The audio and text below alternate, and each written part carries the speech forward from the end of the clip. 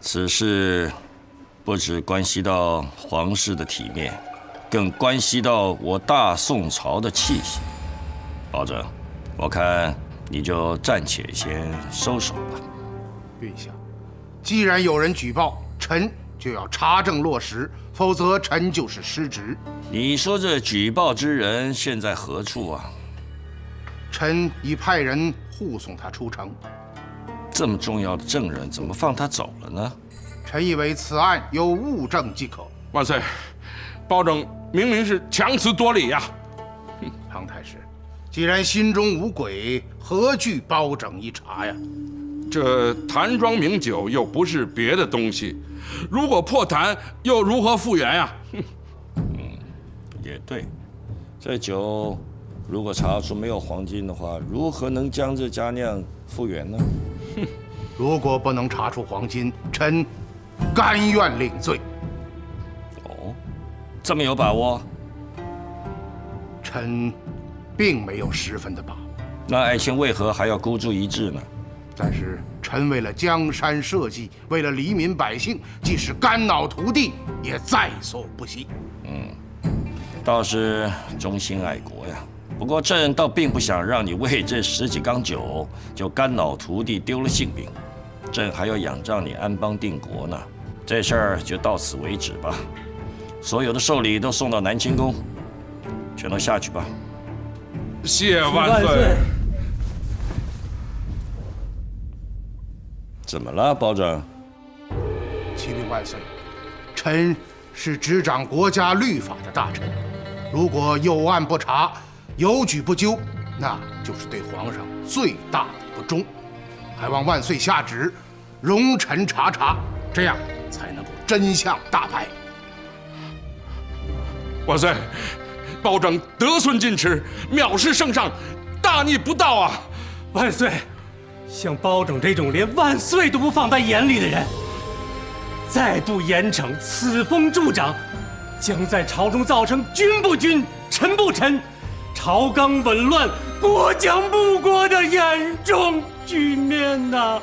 万岁！万岁！包拯犯上作乱，请万岁降旨治罪。我说包拯，朕这是给你台阶下，你为什么非要这么执务，就不肯罢手呢？启禀万岁，如若万岁不让臣履行职责，请万岁摘掉臣头上的乌纱，臣不在其位，便不谋其政，以免浪得虚名，有负皇恩。放肆！包拯，你真是岂有此理！行，朕再给你这最后一次机会，你要是找不着这黄金，看朕这次怎么治你！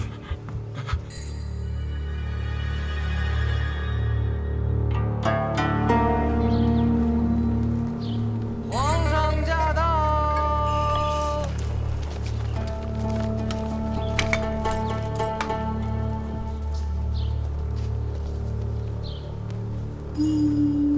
走，遵命，走。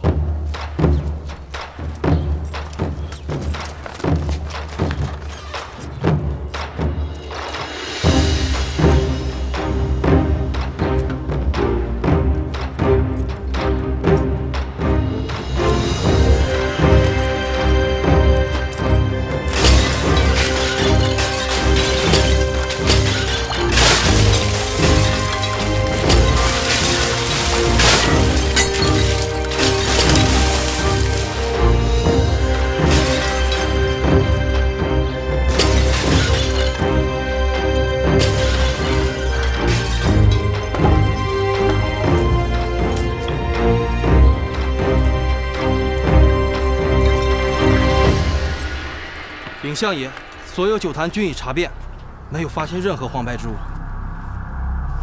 知道了，包拯，臣在。你现在还有什么话说？是下官核查不实，望万岁降罪。万岁，给微臣做主啊！万岁！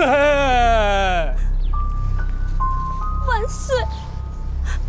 包拯他无中生有，蓄意侮辱臣妾，臣妾已再没脸面活在这世上，求万岁赐臣妾一死吧！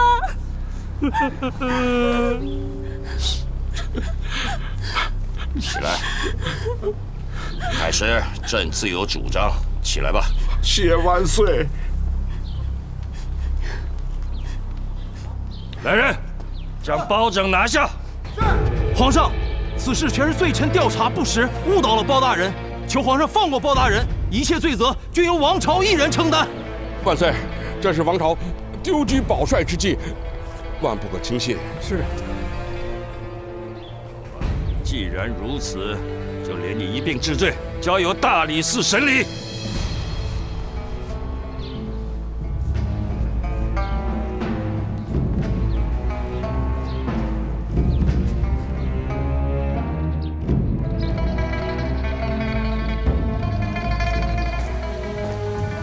老爷在临行前一天吩咐小的，这18坛贡酒里面藏有1万两黄金，叫小的一路多加小心，万万不可有任何闪失。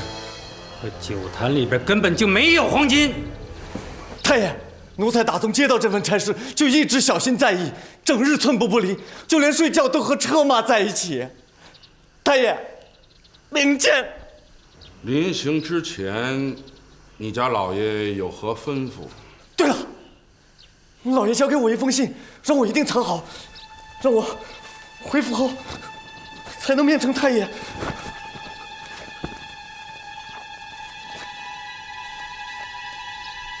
太爷，请来。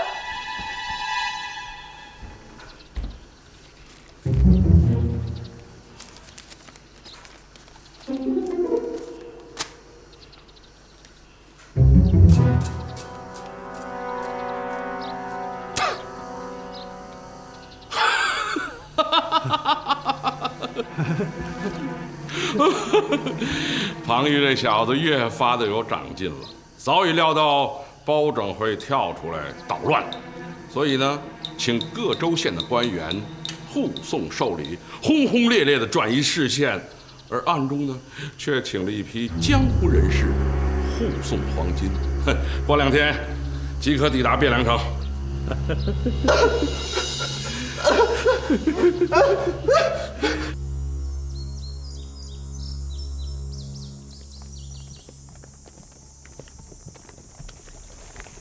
哎，邓家东，这前方便是虎头3岔口，此地常有埋伏，还是吩咐众兄弟们一定要小心行事。是，各位弟兄，前面是虎头3岔口，时有强人出没，一定要小心，赶紧跟上，走，走。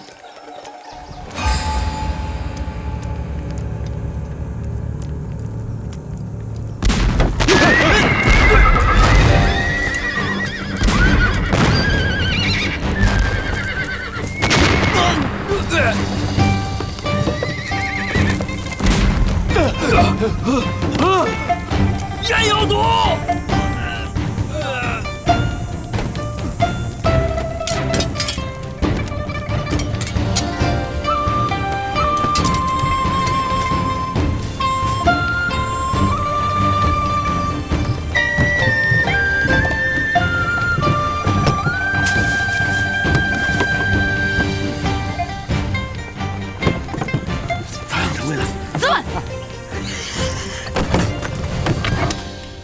此乃韩信明修栈道、暗度陈仓之计，既运送了黄金，又一举除掉了包黑子，一箭双雕。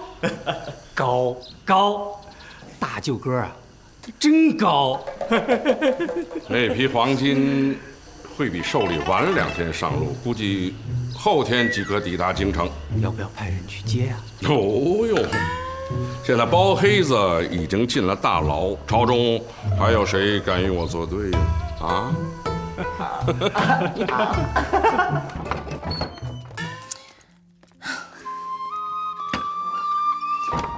这个奖评怎么搞的？明明说是黄金藏在酒坛里面，难道他们自己长了翅膀飞了不成？现在可好，黄金没有找着，还把包大人给赔了进去，我们该怎么办啊？哎呀，都怪这个江平。妹妹不要太过着急，我看还是等五爷他们赶来，咱们再一起商量办法，看看怎么搭救包大人吧。不过按理来说，他们早该到了。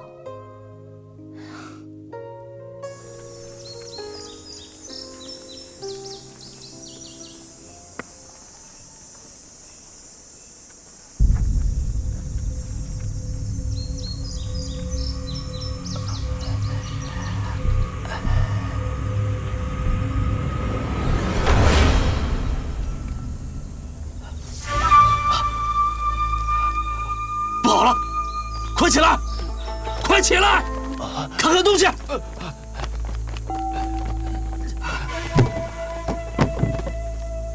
邓教头，货物被人动了。邓教头，这人也没了。啊，没了。完了，全完了。是什么东西了？这些人倒不像是杀人越货，倒好像是专门找什么东西的。哎呦，这就奇怪了，难道我们押送的这批货物中间有贵重的物品不成？啊，黄金啊，整整1万两黄金！黄金？我怎么向国舅爷交代呀？1万两黄金，这件事您倒是一点消息都没给我们透露啊！哎呀，这么看来，人家不相信我们呐。只相信啊！哼！哎呦，这次我倒要看看咱们邓总教头怎么向国舅爷交代。哎呀，邓教头，现在不是哭的时候。既然如此了，你得想想办法。你是头，得出个主意呀！我都心烦意乱，哪里想得出什么主意啊？哎呀，再烦再哭也没有用啊！真得想主意。沈兄，你平时很有主见的，赶快帮大家想个主意啊！对啊，求求你。这，沈兄，好吧。眼下看来，只有2条路可以走啊。这第一条，就是尽快找到失窃的黄金，送回国舅府。将功补过，或许国舅以及太师会原谅我们。可是这批人肯定是做过精心准备的检境高手啊，是冲着这批黄金来的。要想追回来，那实在是不易啊！哎，我也是这个想法。啊，哎，那第二种是什么？快说啊！36计。座位上啊！我们原本就是浪迹天涯之人，对吧？与其回去掉了脑袋，不如重回江湖，逍遥自在的好。国舅爷待我不薄，要是这么一走了之，那岂不是太不仗义了？哎呀，邓教头，我跟你说句难听的话，这黄金本身就是国舅爷从陈州百姓身上搜来的民脂民膏，这跟义有什么关系？让我们这帮兄弟张哪门子义呀？啊，根本跟义没有关系，沾哪门子义呀？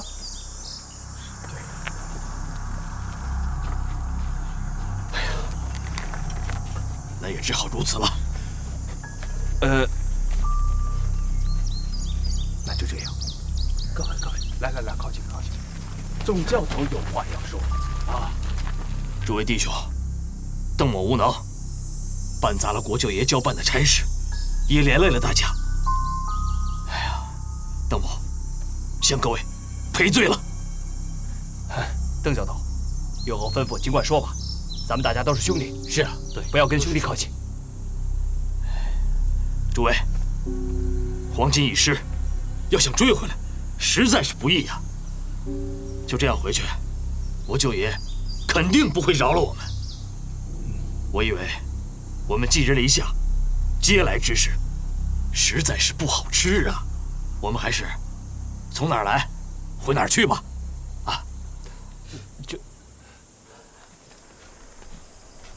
这总教头啊，你不走，兄弟们哪能先走啊？诸位，好自为之。邓某，告辞了。邓教头，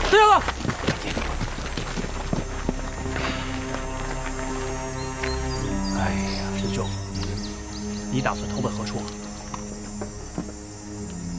我孤身一人，无家可归啊。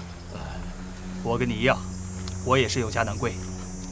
师兄，小弟也是犯过事儿的人，被官府追捕很久了。你说，要是离开国舅爷这棵大树，该如何是好？对呀，哎，他说的对。你想啊，我们本身就是有家难回，有国难投，对不对？对。没有国舅爷这棵大树，我们在这江湖上混不下去啊。对呀，说的有道理。哎呀，我有个馊主意，想跟你们说说，不知道大家想不想听？好啊，师兄，你快说，你快说，我们都听你的。是这样的，回陈州。啊，回陈州？对，回陈州。师兄，咱们就这么回去，该怎么向国舅爷交代？是啊，这位兄弟不要着急。其实我已经想了一些细节，也许不太正义，但是很有效果。可是如果大家不同意，啊，就当是这沙盘上写字，以磨了之。师兄，你快说吧。来。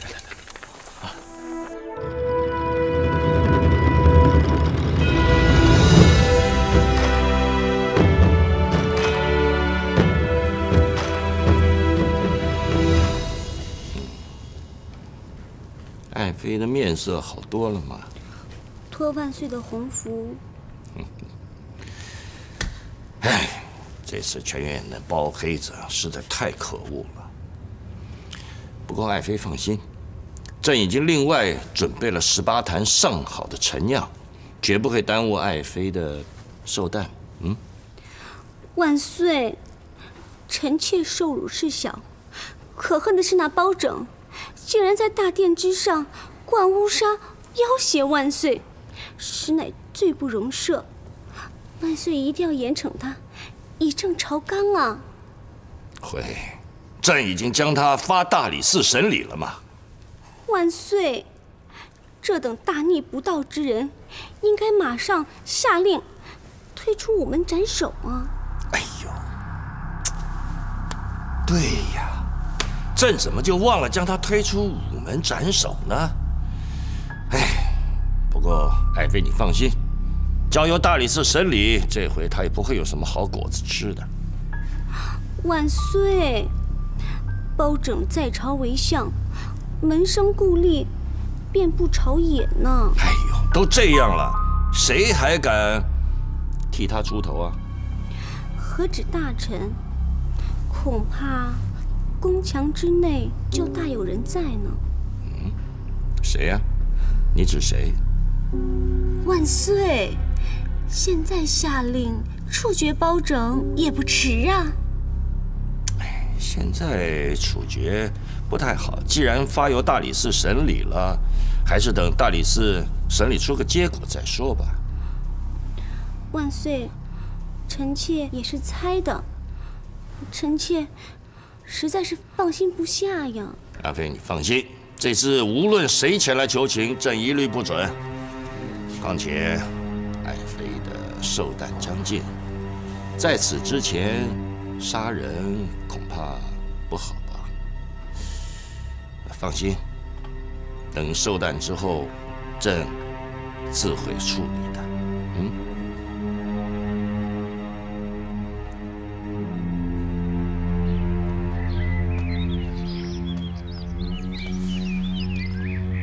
万岁爷，真的要处死包拯啊？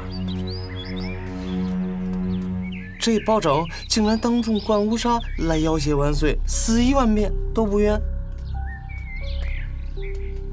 小路子，看一下这个蜘蛛网。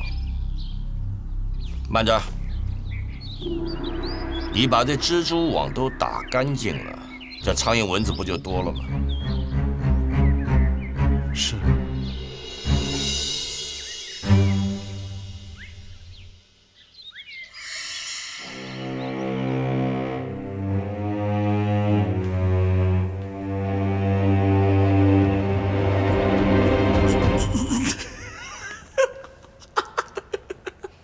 都抓住了！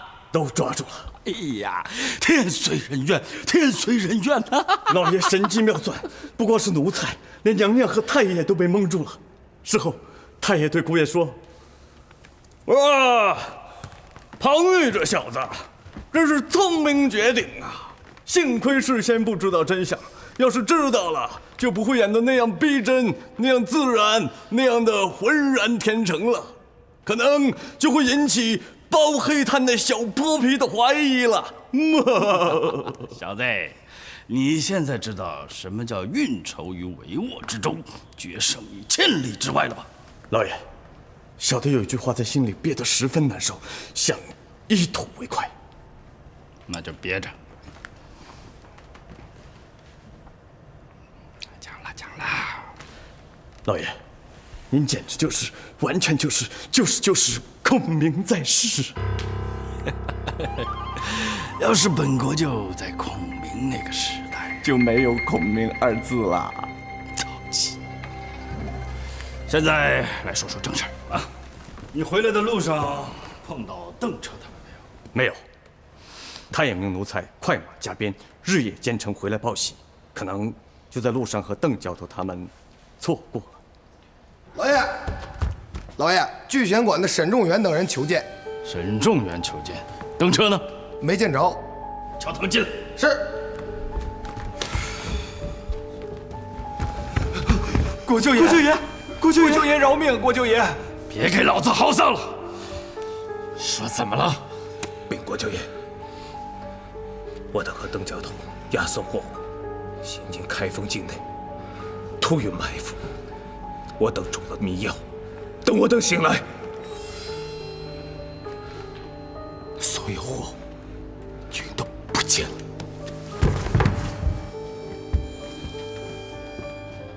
全不见了。邓彻呢？把邓彻给我老子叫过来！禀国舅爷，与货物一并不见的，包括邓彻以及和他十分要好的10多个兄弟。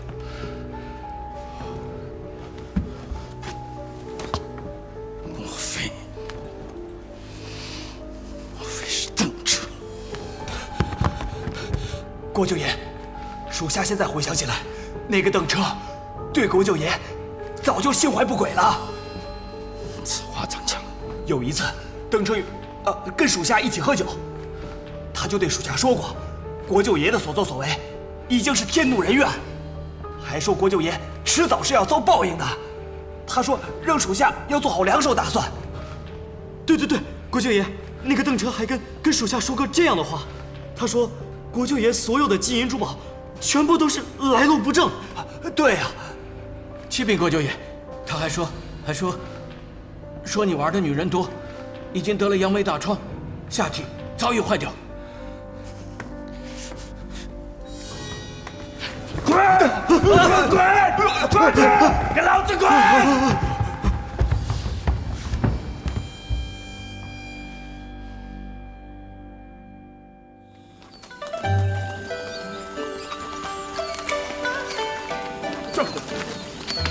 四哥，你今天真是威风，兵不血刃，挺够得了官了。这个靠了二哥的迷药啊，迷药半盏雷公弹一起使，才这么好抢啊！哎，都是兄弟们的功劳。老四啊，咱们什么时候把那个分？别那么着急，二哥现在不能动，这个庞贼的党羽肯定在四处找我们，现在要动，那动静太大，危险。哦，反正我老心儿现在是有媳妇儿的人了，我得回去盖房子。三哥，你着什么急呀？我们哥几个都没媳妇儿呢，就你有了，你就别着急。能不急吗？我急着生儿子啊！不是有句老话说得好吗？不孝，那叫不孝有三，无后为大。对，就这话。以后呀，就有这笔钱买房子娶妻生子，哎，一人生一窝小老鼠，这也算对得起列祖列宗了。江湖险恶，都是脑袋别裤腰带上迎上，早点生一无儿的有道理呀。没错。哎，兄弟们，酒店哎，前面有一酒店，这回咱们哥们儿又有酒喝了。俺饿了，俺要吃馒头。哎呀，还是喝酒，那酒也是馒头酿的。俺不，俺就要吃馒头。你看，哎，行了。哎，三哥啊，丑话说在前面啊，喝酒可以，1人1壶哦。就1壶啊？哦，一壶吧。啊，走着吧，走嘞！走！请！哎，今儿得乐呵啊！哎呀，上酒，上馒头，一坛好酒，1屉热馒头。好嘞！不，等会儿。是啊，没商量，就1坛。 2屉馒头，这个可以有。二哥，你看他们你，啊，人二哥没空搭理你。要怎么着？1坛好酒，2屉热馒头。好嘞，您稍候着。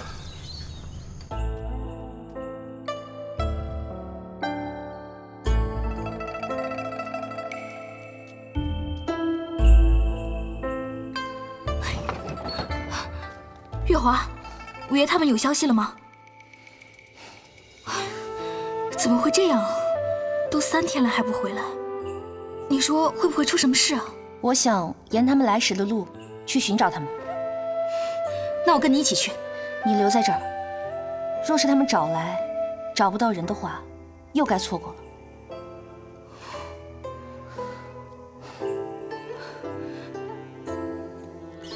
上喽！哎呀，慢点喝。哎，曾老伯，你回来了！来，坐，快！曾老伯，您这次去开封府撞指头了吗？天哪，这老天爷睁眼呐！您的意思是，连包大人都不接您的状纸？包大人被皇上抓起来打入死牢了啊！ 打入死牢？曾大伯，这到底是怎么回事啊？不知道是哪个坏了良心的狗东西，跑到开封府去蒙包大人，说庞玉送给庞娘娘的酒坛子里有1万两黄金。包大人一听，开了城门就去追查，庞家人不让啊，事情就闹到皇上那儿去了。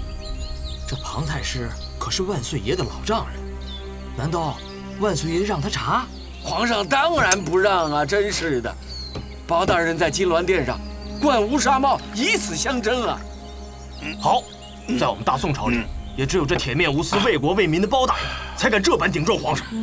好什么好呀？包大人在酒坛子里什么都没找到，皇上大怒，令手下把包大人和王护卫一并抓了起来，投入死牢，说是等庞娘娘生日一过就要温斩了。啊！ 这大宋朝要是没了包大人，就是断了顶梁柱了。是啊，这从此以后怎么吃啊？无力，就更加无法无天了。咱小民百姓的日子呀，恐怕是苦花地里种黄连，苦上加苦啊！老五，没了包大人，我天大的冤屈，我向谁去申诉啊？哎呀，小儿，你别让这老头嚷嚷了，他有什么委屈啊？你问他自己有什么委屈，让他说说。 哎呀，这位客官，你有所不知，咱这位曾老伯在咱乡下也算是一个小康之家，家里面有几十亩上好的田土，不料这田土被庞太师的侄子庞景的舅子给看中了，非要强买。曾老伯肯定不肯，那厮就勾结官府，伪造借据，硬说曾老伯欠了他们家几百两银子，就告到府衙了。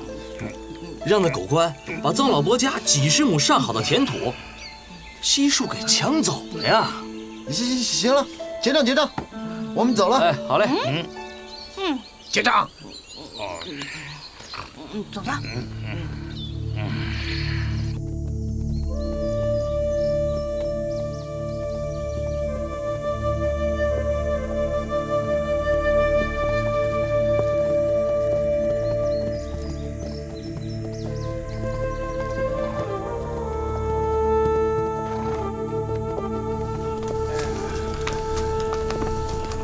喝一会儿就好了。老五，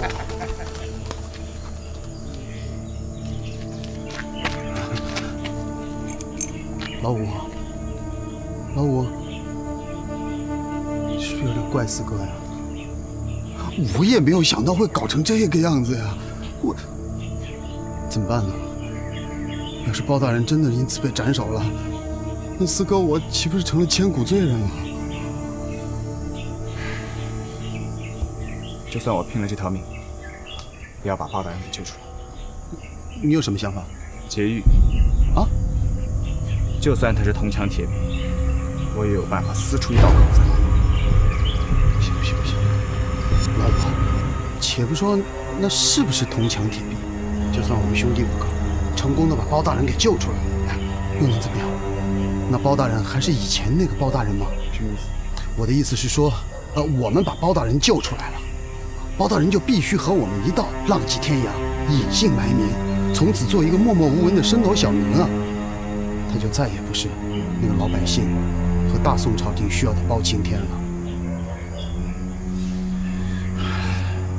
那就眼睁睁的看着包大人被杀头。我不是那个意思，我这心里现在特别。老五，包大人，他不光是我们大宋朝廷掌管刑律的大学士啊，他还是开封府的府尹呢，主管东京汴梁的治安这么多年。因为他的治理，东京汴梁的治安很好吧？那他现在不在了，治安还会好吗？你的意思是，我们可以在治安上面做文章？我们就去东京汴梁，闹他个地覆天翻，正好还可以来一个吴蜀耍臭猫，这样子就可以让皇上放了包拯。对对对，你这个办法不错。那就这么定了，我们即刻赶往汴梁啊！2哥、3哥，加把劲儿，我们连夜赶往汴梁。这，上汴梁接着喝喽！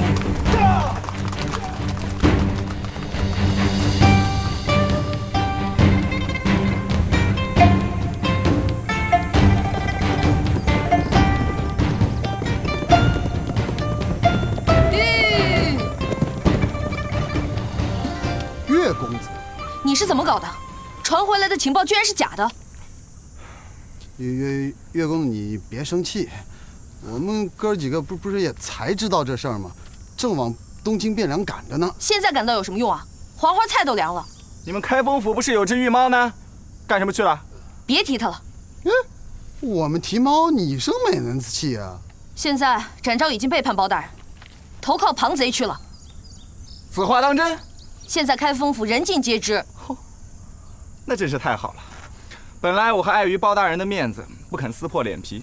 现在好了，我可以放开手脚对付这只玉猫了。白玉堂，你是怎么搞的？现在包大人都已经被关到死牢了，你怎么还揪着个人恩怨不放啊？对，岳公子你别急呀，是吧？我们赶到汴梁之后，我们再做商量，好不好？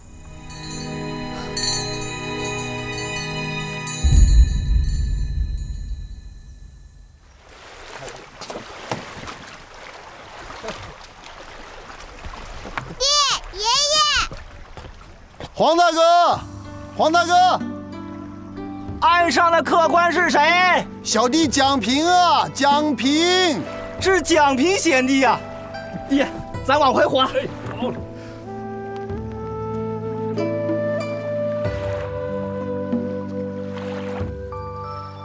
兄弟，接着。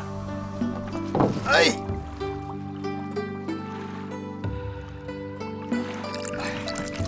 来，老婆，来，哎，贤弟，好嘞。原来贤弟这次是专为包大人之事前来汴梁的。哎，你呀，不顾旧人的安危来救包大人，真乃是行天下之大义呀！佩服。不，老伯，应该做的。贤弟，以后用得着愚兄的地方，尽情吩咐。哎，别说。黄二哥，日后必有打扰之处，到时候还请大哥援手。没事。哎呀，这包大人入狱之后啊，这庞家的势力在朝廷上是无人可敌呀。你看，这庞杰啊，他趁娘娘的寿宴之际啊，又要在家里大摆宴席啦。是啊，前日庞家的管家还到我们村子来订购河鲜，点着名要100条河豚。是啊，河豚，他作死啊，拼死吃河豚呢。庞家每年都要订购几次河豚，每次都是余兄亲自进府烹饪，所以没有中毒之说。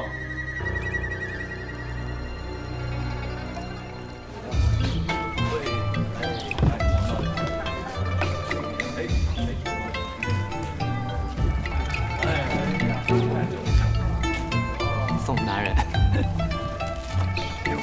宋大人这出手真大方。哎，宋大人，玉斑马1只，里边请。好，里边请。哎呦，庞少爷，早上略备小酌，敬请光临。哎，慢走。回去送礼来了。哎呦，谢谢。哎呦，黄大人呐，呀，黄大人，翠麒麟1只啊。王大人里边请，里边请。早上略备小酌，敬请光临。好，慢走。李大人，什么玩意儿？千年人参。真的假的？哎，那我呢？那边去。好。来，什么玩意儿啊？东海珊瑚。给我。那我呢？你那边去。这又是什么呀？就是金，不用介绍了。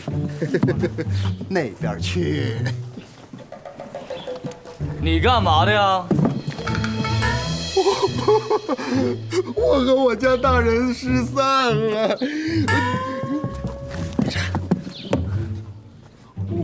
你那边去。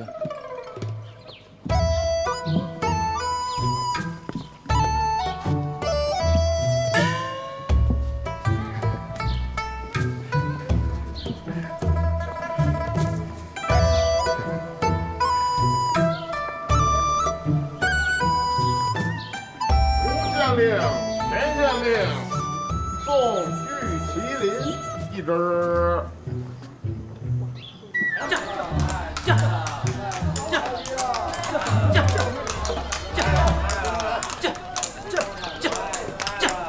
哎呦，2位大人回来了！来，慢点，来，这口甜点。来，演戏。好嘞，来，你们慢着点，里边请，来，里边请。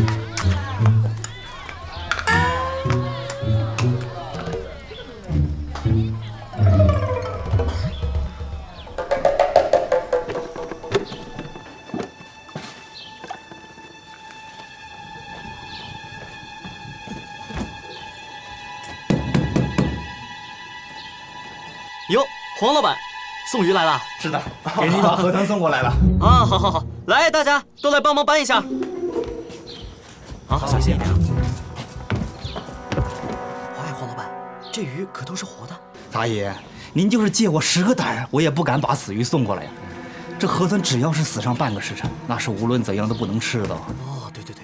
哎，对了，黄老板，都说河豚的味道极为鲜美，但所有人都怕吃它，说稍有不慎就会中毒身亡。可黄老板烹制的河豚怎么从没见过中毒啊？要不我把这烹制河豚的手法交给你，你敢？啊，不敢，万一中毒了，我可没法治。其实这河豚中毒啊，也并非没法可解。哦，什么法子？你们在嘀咕什么呢？禀少爷，小的在问黄老板，吃河豚中毒有什么法子可解？你这不是废话吗？从来没有听说过有药可以解河豚之毒。但是黄老板说他有法子可解。哦，什么法子？快告诉老爷。只要饮2碗人中黄即可。什么是人中黄？就是人的大便。啊！呸！让我喝那玩意儿，恶心死我了。